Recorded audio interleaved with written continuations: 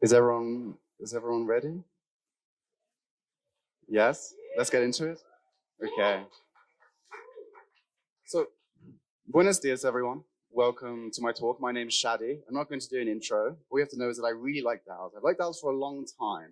But there's one fundamental, systematic problem that is pervasive in our industry, and we're going to speak about it today. Potentially. This talk is called How to Lose Friends and Influence People. Now, it's very cliche to say things are broken in crypto and in DAOs in general. Actually, it's a banal platitude. And we have to give credit where credit's due. We're a nascent industry. We're very new. We're going to do things wrong. We're going to break things. But what if, and this is the question I ask to all of you who are fundamental builders, what if we do things wrong so much so now that it breaks everything going into the future? Here's some logic. You might disagree with it now, but by the end of this talk, I think you'll 100% agree. First of all, when we speak about tokenized projects, and DAOs especially, price equals success. Price equals popularity. And ultimately, popularity equals success. I'll elaborate on this further as we go through. But for the most part, crypto is very fickle. The industry considers successful projects to be the ones that have the highest market cap. It's not necessarily the ones that have the best tech, the most integrations, the best community, or the best ecosystem. The perception from the market is the perception from the inner groups. And so if we look at big projects like oracles, like Chainlink, who do certain things, they might be considered the best just because they have the biggest market cap. So in some way, price is inextricably linked to all things success and popularity. This leads to up-only incentives. Your fans, token holders, your core contributors who are getting paid in tokens, the VCs and everyone around the ecosystem is aligned with one thing: token price going up. And that's an issue. That's an issue for many reasons, which we probably already understand a little bit intrinsically, but we haven't fully fleshed out. The second is that everything in crypto to do with engagement is around speculation. So if we consider Twitter, the most popular accounts are all traders who are posting charts or they're speaking about price action in some way, the actual majority of Twitter engagement, especially crypto Twitter, is actually speculation based. And what I mentioned in the first slide is that market cap equals success. The perception of the industry is such that the best projects should be financially doing well, and the market, the free market, should also agree with that. It should be correlated in some sense.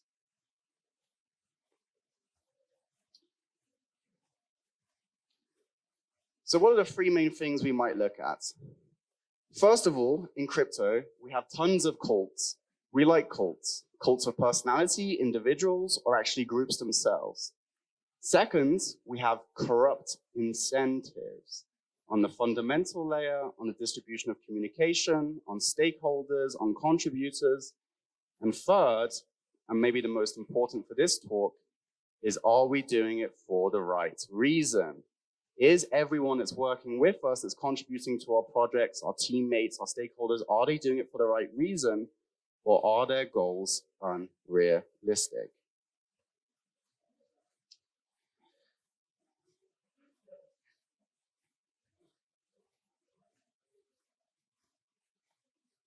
Does anyone know number one?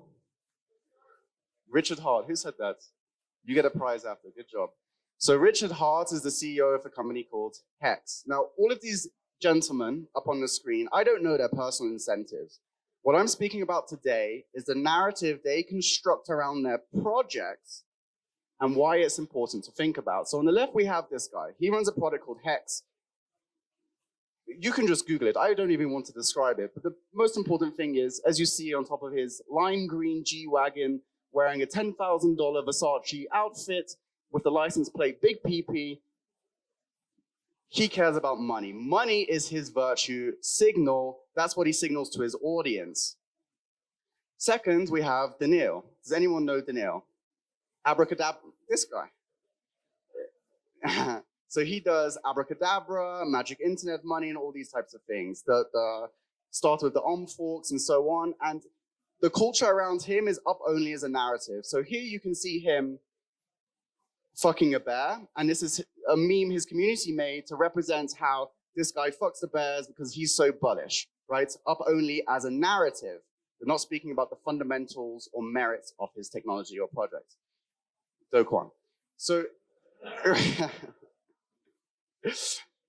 so we have leaders in our industry, whether it's normal Twitter influencers, think GCR or these types of guys, or if it's even project leaders, the people that are getting the most clout and traction are the ones that are bringing everyone up in a monetary incentive sense. Even the likes of Andre Kroner, who people might argue have good intentions at heart.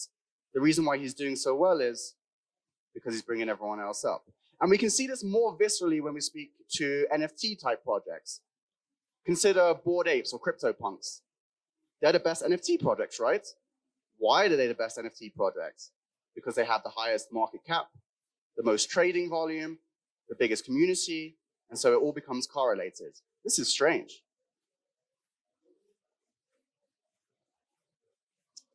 Further, absolute power corrupts absolute. Here we have Zach XBT's expose on all the crypto influencers. What were the crypto influencers doing? They were getting allocations, pre-seed investment terms in a bunch of shit coins. The coins would launch.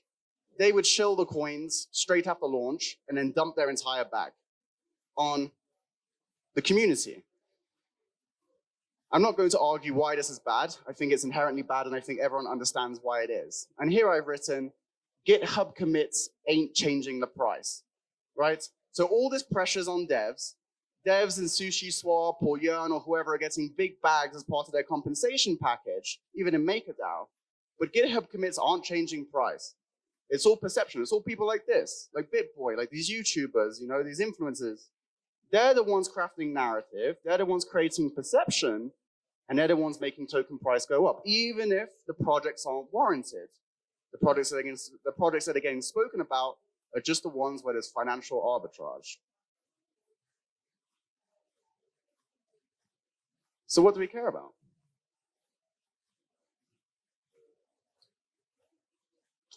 Are we going to, thank you, pointed this one. A lot of people will say, well, I want both. I want to make money and have impact. And there's a whole movement in the DAO space, like the refi movement and so on, who are trying to go through this narrative. At the end, I'll say, well, I don't think this is completely okay. But we really do have two choices here.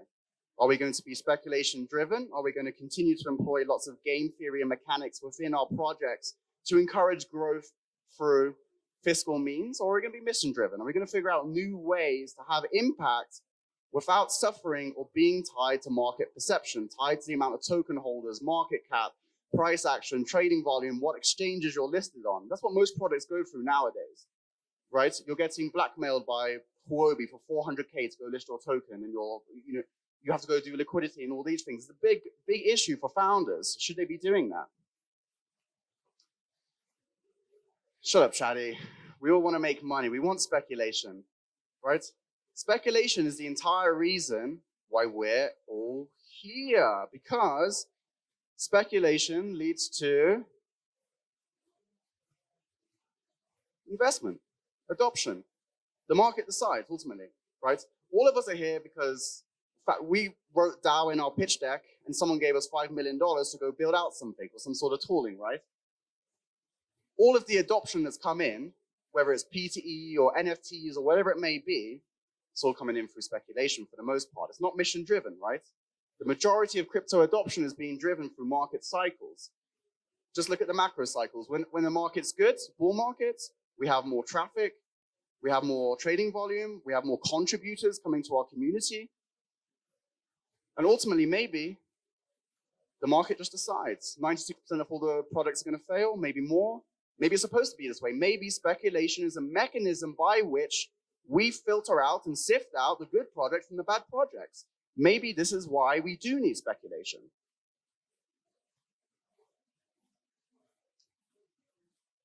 So, a challenge for yourself, especially if you're coming up to the tokenization cycle of whatever you're doing, who, as a community, who are we going to follow on Twitter and engage with? And why? Like literally, who are we listening to? And why are we listening to them? What is our definition of success? Is it to actually have an impact? Is it to create new tools that are used by lots of people? Or is it for your token price to go up? And a big question for most DAOs is, who do you actually want? Well, we want contributors, do you? Maybe you need fans. Maybe you do need people to speculate. Maybe that is what gives you the perception of being good. If we consider a social DAO like Friends with Benefits, just 1 year ago, they were the hottest social DAO in all of crypto. Now they have a $3 million market cap. Are they a failure? Or is that just market prices saying you can get in for cheaper, come make the DAO better? So the elephant in the room. The elephant in the room is the only real way for founders to make money in crypto is by selling their bags, right? But it's a golden cage, because even if you do hit the 100 mil, 500 mil, $1 billion market cap, when you come to sell your tokens, your community is not going to be happy about it. Because a belief in the token is a belief in the project. And if you don't believe in your token, you don't believe in the project. So the community thinks it's going to go down. Everything is wrapped up in this stupid thing we've done where we're correlated directly to the market cap, price action. What a weird scenario.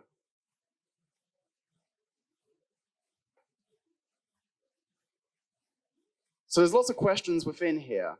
And my biggest question to you all is, if we take speculation at its core, which is maybe just a market mechanism, maybe it's a way to introduce massive amounts of money and talent and test all of our different ideas within crypto, which is definitely plausible, definitely feasible. That could be what we're doing. Or maybe we're setting ourselves up for failure. We haven't learned from the 2017-18 market cycles. We're still trying to fit tokenomics into everything we do. We're still trying to gamify and token gates and create exclusivity and fiscal pressure on supply. We're still trying to manipulate. Or maybe there's another way. If you're interested in learning more, feel free to follow us on Twitter. We'll be launching full articles with lots of information and footnotes on all of these topics. That was my talk on how to lose friends and influence people. Thank you for listening.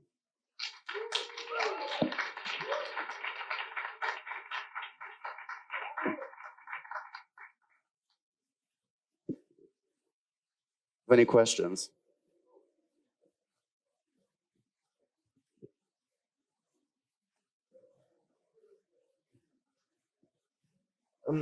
I have been chatting with Willie. What if I become a DAO? Like myself. I sell myself into tokens. I would like to own a piece of you. So people will drive my mission. They will tell me, okay, you don't want to become like developer, you'll become like going to marketing. You're not going to eat there, you're going to eat there. And people will just control my life. I think that's an interesting experiment to test, and you should totally do it. Okay, thank you. He's down it.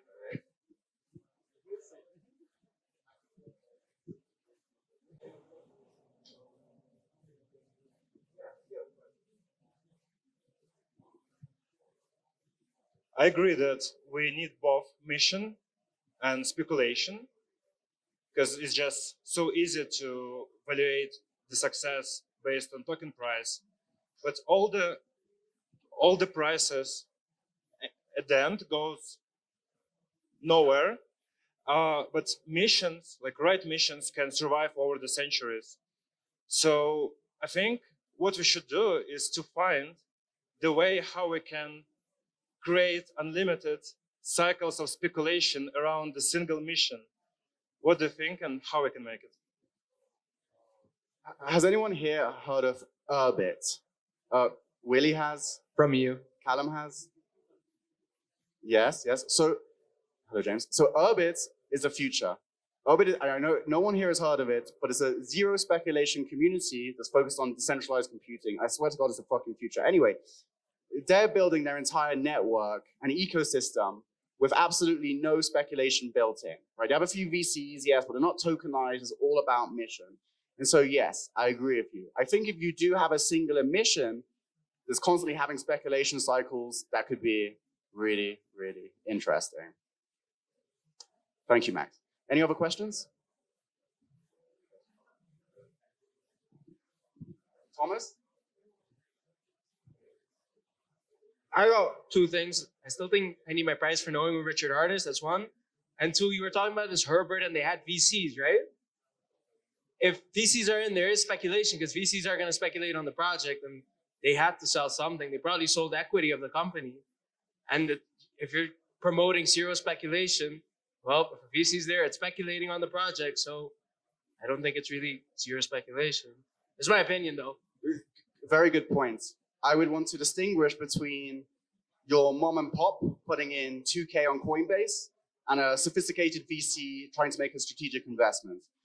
When we consider our communities, my point I'm trying to make with this presentation is that everyone in the community, whether it's the VCs or your fans, the token holders, or your core contributors, every single person is aligned directly with token price going up.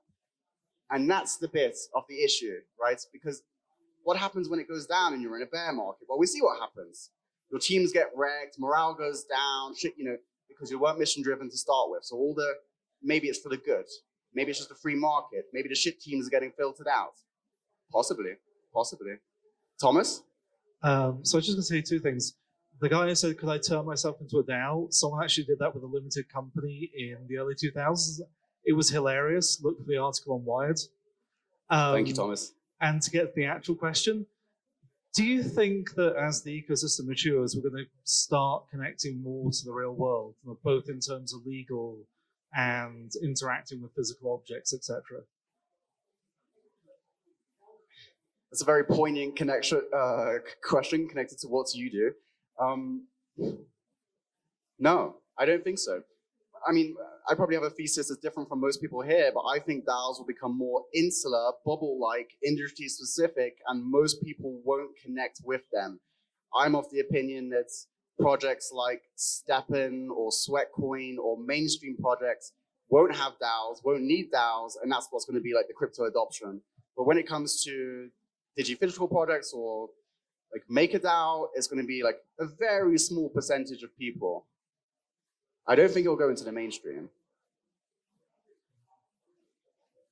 Thank you for your question, Thomas.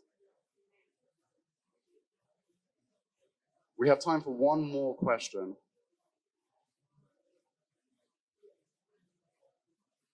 No?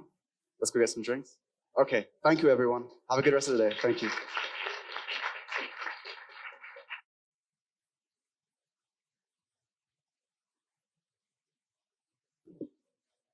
Sorry, guys, in 10 minutes, me, Callum, James, and another James are going to have an amazing panel upstairs on everything to do with the forefront of delegation and governments. These are the cutting edge people. They're the ones building the ENS delegate systems, Optimism delegate systems, Collablands. You want to learn from them, so I highly recommend going to listen to them. 10 minutes upstairs in the panel room.